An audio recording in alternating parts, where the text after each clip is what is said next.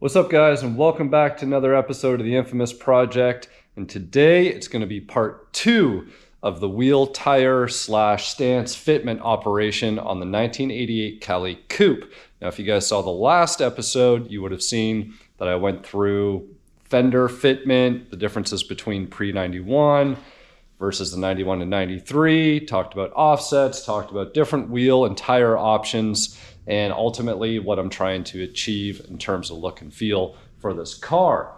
So you can see behind me, I've actually done a little sneaky test fit of a 19-inch ROH Driftar wheel on here. Now, it doesn't really look that good on this car because it's got the magnesium center, the car's got the black stripe, the wheel actually has an old Driftar sticker on it because it was an old display wheel and it's kind of faded out, and it's not looking the part. But the important thing of this whole, I guess, operation is the fact that the 19-inch actually fits on there, and it fits really, really nice. So I'm happy with the fitment and the overall look and feel on this, but this isn't the car that those Driftars are going on. So you guys are gonna have to hold out until the next car that we're doing wheel and tire fitment, which those are ultimately gonna end up on. So be sure to stay tuned for that. And now for this episode, what we were test fitting were the 17-inch ROH Snypers, and we found the right offsets for the 17x8s for the front, and then we found what we needed in terms of the 17x9s for the rear. So today is going to be about jacking the car up, getting the wheels and tires mounted, but more importantly, we're going to be testing out some of the ride height qualities and capabilities of what the current SVE coilover kit can do. So I'm going to be cranking these coilovers front and rear all the way down as low as they can go, and we're going to bolt on these 17-inch ROH Snypers, and we're going to go for a test drive, and we're going to see how these coilovers perform. I'm curious, visually looking at them, and I mentioned this in my last video, they look identical to a Raceland, and there could be a different spring rate, maybe there's a different rebound setting in them, but by design, they look pretty much the same.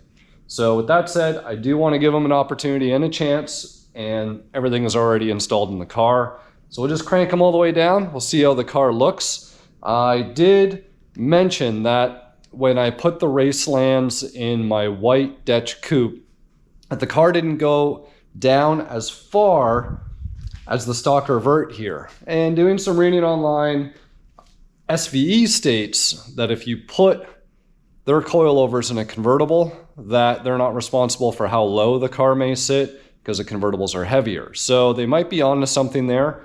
This might actually sit half an inch to an inch lower just due to the weight that a convertible has. So maybe that is the difference and answers my question to why that car sits lower than my white Dutch Coupe did. So ultimately I did pull the Racelands out of the white coupe and went to a static setup, and well, today we're going to find out if I need to do the same thing to the Cali Coupe here.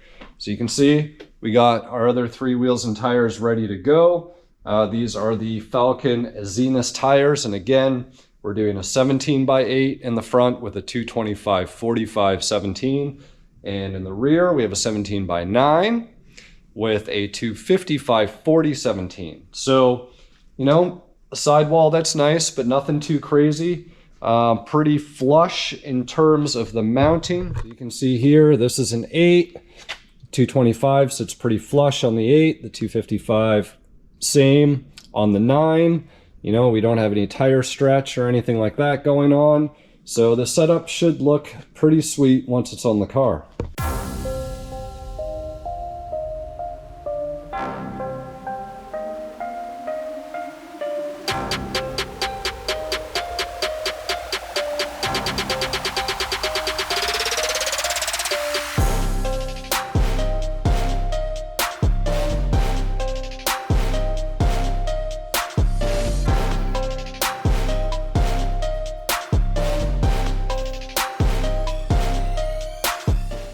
So there we go. I've set the tone for this episode. You guys know what's going to happen. Going to go ahead, start jacking the car up. We'll pull this Driftar off now that we know that it fits, and we'll go ahead and crank these coilovers all the way down. bolt the Snipers on and go for a test drive. Guys, we'll kick stuff off with the rear here. You can see here's our coilover. Well, actually it's not even a coilover, right? It's really just an adjustable spring perch, and we still have a normal shock setup in the back. So what I like to do is just spray the threads with some WD-40 in case there's some dirt and debris and whatnot. In fact, I'm gonna put some gloves on. I'm gonna try and stay reasonably clean in this episode. I always do a really good job getting myself dirty. So we actually have the spanner wrenches here, and what we're gonna do is, it's kind of like a double locking nut setup. So you get one on one side, one on the other, and then we can break them loose from one another.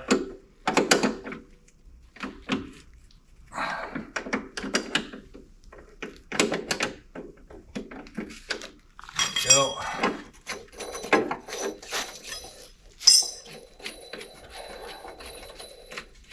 You know, I'm still not, well, maybe I am a little upset of this design that has come out. And I've said this on a couple of my episodes, that kind of invented this design, or at least I don't know anybody else who had done it. You know, I think this was first time I had my white Dutch coupe back in 2006 or 2007. I had some leftover adjustable spring perches like these off an E36 BMW, and I repurposed them onto my white coupe. The only difference was instead of being bolted up here, I had them bolted to my lower control arm. So years later, all of a sudden, we see these designs come out, and well, I don't get to collect any royalties on it, unfortunately.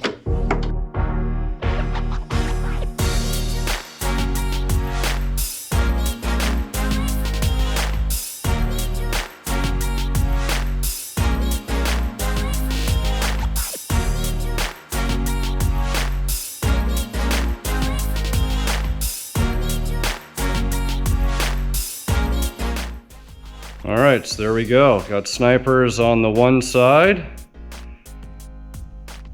Our SVE coilovers are cranked down as far as they can go. Now the stance might change a little bit once I crank down the driver's side, because right now the car should be sitting a little lopsided. Yeah, looks like it's a little bit on a gangster lean, like that. So we'll get the driver's side done, get these wheels torqued down, and see what things look like.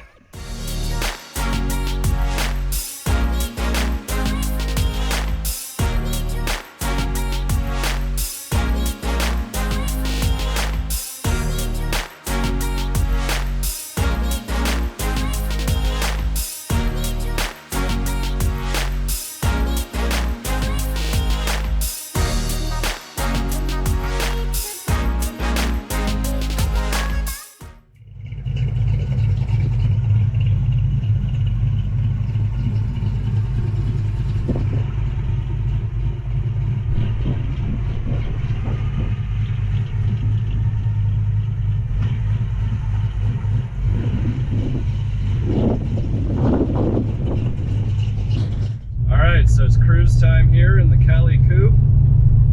We got these coilovers cranked all the way down, and I gotta say it's kind of nice cruising in an automatic while trying to do the camera thing, because I don't have my suction cup on. So I'm holding my my selfie mount. I actually have to say, so far so good. And to be honest, I've driven so many cars with slammed suspension, specifically Foxbodies, that I can tell almost instantly, just the way the car accelerates, I can get a pretty good idea of how the car is going to ride, and it actually rides pretty good. I'm going to say maybe the SVE coilovers rival the Racelands being cranked all the way down. Got a couple bumps coming up here, so we'll see how the car performs over those. Tell you one thing, I wish I had the AC charged up in here because it's a sticky day. Yeah, going over all these bumps and stuff, I think I could ride on this setup, to be honest with you guys. And I'd be curious to know if I actually got rid of that extra spanner ring or locking ring, I could push the lowness limits just a tad bit more. That's all I need, is just that little bit. And I think it would finish things off perfectly. So yeah, I'm really happy with this, guys. Like, no complaints here.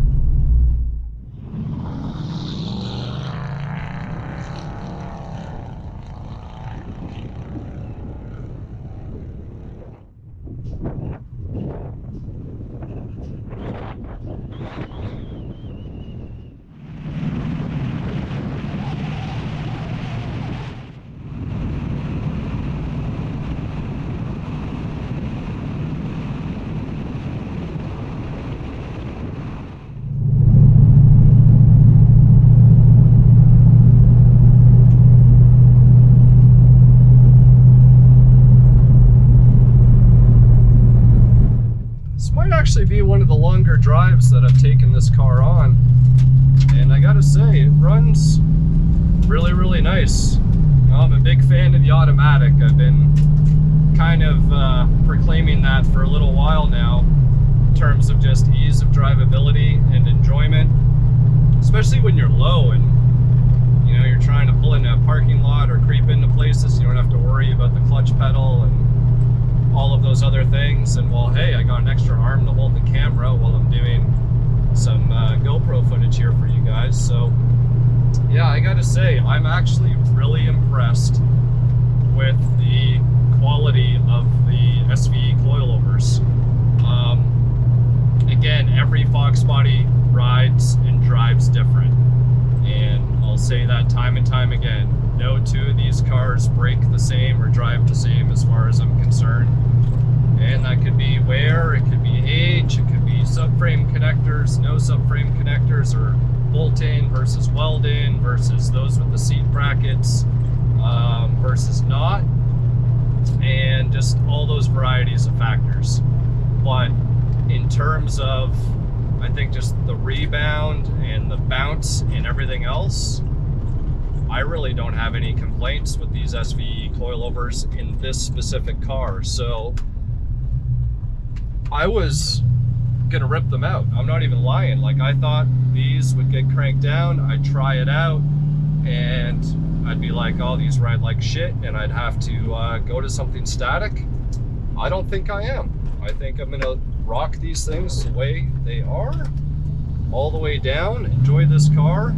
You know, I've gone over a couple humps, exhaust scraped a little bit, but nothing crazy. But I think we might have got a really good combination in terms of wheel and tire, because it makes a huge difference. It does affect your ride height overall, depending on that profile of tire that you run with. And these SVE coilovers, the only thing that I think I'm going to do is I'm still going to put quad shocks back in it. I think that'll just kind of tighten up the rear and just help with a little bit of that rebound. And amazingly enough, I might not even have to cut those bump stops in the back. So there we have it. We'll get back to the house, do a little wrap up on this video, and we'll call it a day. There we go, guys. So we just came back from our first test run in the 88 Cali Coupe with the SVE coilovers cranked all the way down as far as they can go, and our new wheel and tire setup on these 17-inch ROH Snypers. I couldn't be happier. There was not a tire rub. There was not a bottom out. There was not. The only thing we had was a light exhaust scrape going over a little hump in the road when I was trying to do a 3-point turn out on the country roads. But other than that, this thing actually rides amazing. So I know I've knocked a few products that have come from LMR in the past. I have not knocking the SVE coilovers. I'm actually really impressed. So there you guys go. Whether I decide to take out one of those spanner nuts and, you know, get that extra 1/4 inch, or just leave it alone, we'll see, because it might settle down just a little bit more, because in reality all the weight was off the spring, and they might do a little bit of adjusting and rotating to get to their final settlement. But in reality, this is actually a pretty nice ride height. So I really like the Snipers. So what do I think about the wheel and tire setup? Well, I haven't had a set of ROH Snypers on a Fox in a really long time, so it's nice to see a set on something again. And as much as those Saleen Reps look great on it, you know what? I think they look better on the all-white come and take it car. Now that car definitely needs a little bit of stance correction now after you look at this guy. But I have to say, I'm really happy with the way this thing has turned out. It's turning into that perfect little automatic cruiser, throw it in drive and enjoy it, that I've been after. All I need to do now is finish up some of that trim on the outside. And I don't know if I'm gonna swap out the headlights or do something different with them. The only thing that I'm sort of hesitant or thinking about is what am I going to do about those guys. But other than that, I'm loving this thing. Now, in case you guys hadn't seen that completed interior of the two-tone black and gray, here it is. I got new seatbelt sleeves installed, so I finished that, and the seats are actually finally bolted in. So everything's pretty much done. I might change the steering wheel up. That is one thing that I'm considering. But other than that, this thing is good to go. So thank you guys again for tuning in. I know it's windy, so I'm going to wrap this up and leave this here. So we'll see you guys next time here on the Infamous Project.